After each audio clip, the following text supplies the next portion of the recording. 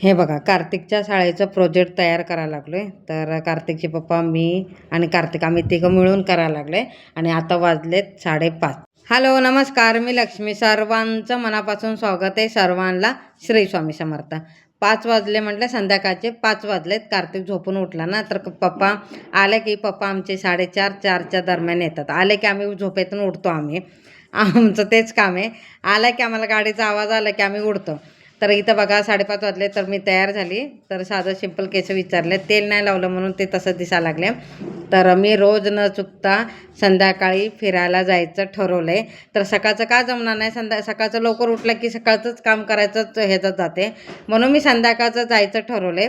मी, कार्तिकचे पप्पा आणि कार्तिक सायकल चालवत जाणार आणि मी आणि कार्तिकचे पप्पा चालत जायचं. तर कर्मवीरपर्यंत जायचं. जाऊन यायला तासभर लागते. तर कार्तिकचे पप्पांना प्रोजेक्ट करायला लागले, तर मी तोपर्यंत पुढे निघाली. तर पाठवून येतात म्हटले, तर तू पुढे जा, मी येते. वरती जातानाच दत्त महाराजांचं मंदिर आणि स्वामी समर्थाचं मंदिर दिसते. तर कधी पण ना आपण कुठं बाहेर फिरायला गेलं की पाया पडायचं नाही. बाहेर फिरून येतानाच आपण घरी जाताना पाया पडायचं असतं. तर मी काय करते, लांबून असा हात जोडते स्वामीला, कारण की स्वामीला समोर दिसले की माझे बरोबर हात जोडले जातात. तर मी हात जोडते आणि जाते पुढे, आणि येताना पाया पडून येते घरी. कारण की जाताना पाया नाही पडायचे, येताना पाया पडते. मी तसंच करते. आणि तुम्ही पण तसं करत असला ना, कुठं पण गेला आणि मंदिरात जायचं असेल, तर तुम्हाला अजून काही खरेदी करायचं असेल, खरेदी करून मंदिरात पाया पडून मग घरी जायचं. फक्त मंदिरात पाया पडायला गेला असला तर मग मंदिरात पाया पडायचं, मग घरी जायचं. कोणाच्याच घरी जायचं नाही, कुठंच जायचं नाही, सरळ घरी जायचं. मी तर तसं करते, म्हणून तुम्हाला पण सांगते. तर आता मी इकडे आली आहे बघा. इथं एक नंबर आणि छान वातावरण, एकदम प्रसन्न आणि छान वाटते. तर कार्तिकचे पप्पा तर मला बोलले, तू पुढे जा, मी येतो पाठवून म्हटले. तर इकडे बघा, कोणाला स्कूटी नवीन शिकायचं असलं तर इथं कम्फर्टेबल, सायकल शिकायचं असलं तरी कम्फर्टेबल, आणि कार शिकायचं असलं तरी पण छान आहे. मस्त आहे, काही प्रॉब्लेम नाही, आणि छान वाटते. वातावरण किती छान आणि सुंदर वाटते बघा. आणि स्मूथली आहे, एक लेवलमध्ये आहे रोड. तर आरामशीर एक माणूस इकडे ना सायकल चालू शकतो किंवा स्कूटी चालूच येतं.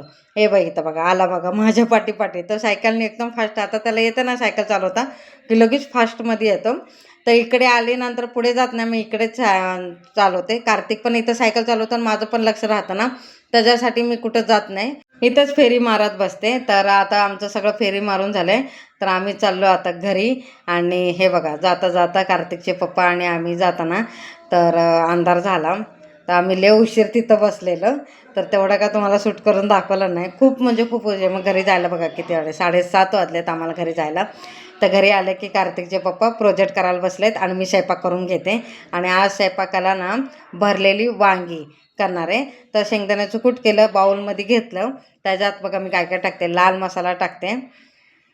तर आवडीनुसार जेवढं तिखट लागते तेवढं लाल मसाला टाकलं. त्याच्यानंतर गरम मसाला, गोडा मसाला, हळद, धनिया पावडर, हे बघा, आणि हळद पण टाकून घेते हे बघा. त्याच्यानंतर काश्मीरी लाल तिखट घालून घेते थोडंसं, म्हणजे कलर येण्यासाठी, आणि चवीपुरतं मीठ, हे बघा. त्याच्यानंतर टमाटर आणि कांदा खिसून घेतलं आहे खिसणीवर, आणि ते थोडं थोडं टाकायचं. जेवढं ओलसर लागतं हातात, म्हणजे भरल्यासारखं, तेवढंच ओलसर करायचं, जास्त नाही करायचं. आणि वरतून कोथिंबीर टाकली. आता एक जीव करून घेते हे बघा. आणि मिक्स व्हायला पाहिजे, म्हणजे हातात थोडंसं जास्त पण पातळ नाही करायचं, घट्ट नाही करायचं, मिडियममध्ये करायचं. आणि आता बघा, मला थोडंसं पाणी पाहिजे, बाहेरचं पाणी वापरण्यापेक्षा, म्हणजे प्याचं पाणी टाकण्यापेक्षा कांद्याचंच पाणी मी टाकणार आहे. त्याच्यासाठी ते सगळं पातळ आहे ना, व्यवस्थित करून घेते हे बघा. भरल्यासारखं झालं ना, म्हणजे घट्ट झालं ना एकदम, हे बघा मिश्रण करून घेते. आणि हे बघा मी कापून ठेवलेत वांगी, आणि देठं पण सगळं त्याच्यातच ठेवलेत. आणि हे बघा मी सगळं भरून घेते, आणि सगळं वांगी भरून भरून त्याच्यातच ठेवते, बाहेर दुसऱ्या प्लेटमध्ये टाकत नाही. हे बघा सगळं भरून घेते हे बघा. आणि व्यवस्थित स्टफिंग भरायची. कसं वाटतं मला नक्की कमेंटमध्ये सांगा. लास्ट टाईमला वेगळं कुकरमध्ये चांगलं दाखवलेलं, आणि आता मी कढईत दाखवले. आणि ती काळी वांगी होते, आणि ही हिरवी वांगी आहे. तर आणि देठं सकट छान लागते, देठं खायला शिजवली ना चांगली तर खायला छान लागतात, मला आवडतात, म्हणून मी देठं घेते ते. आणि फक्त वांग्याची भाजी सुकी करलं तर त्याच्यात देठ नाही टाकत, असं भरून वांगी करत असलं ना तर त्याच्यातच देठ टाकते मी. हे बघा सगळं मी वांगी असं भरून घेते.